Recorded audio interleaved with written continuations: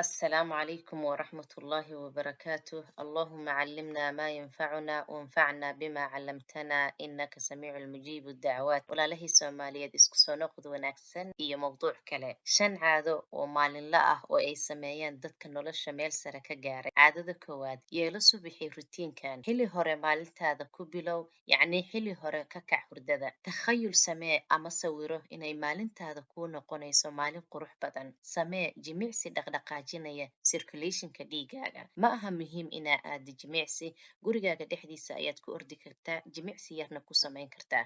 Muhiimadda waxa weeyaan qulqulka dhiigaaga inuu si fiican u hagaago. Caadada labaad, maskaxdaada ku tababar inay si wanaagsan u fakarto. Qoro ama samayso 3 waxyaalood ee aad ka mahadcelinaysid maalintaada. Mahadcelinta koowaadna ha kugu jirta liistiga inuu Ilaahay jaanis kuu siiyay maalin cusub halka ay kumanaan kun oo qof dunida maanta ay ka faaruqeen. Dhegayso ila dhiirigelin ee aad jeceshahay. Caadada saddexaad, u qabo wax walba maalintaada siday u kala muhiimsan yihiin.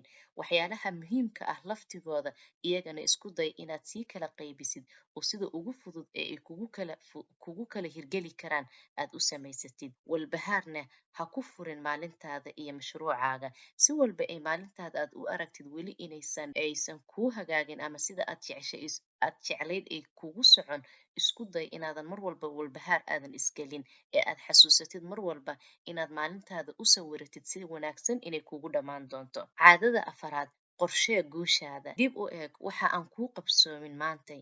Isweydii sababta. Si joogto ah u horumari nidaamka kuugu saacidaya waxqabadkaaga. Caadada shanaad ee aan kusoo gabagabaynayno, dib u xir oo dib u bilow. Yacni waqti la qaado kuwa aad jeceshahay.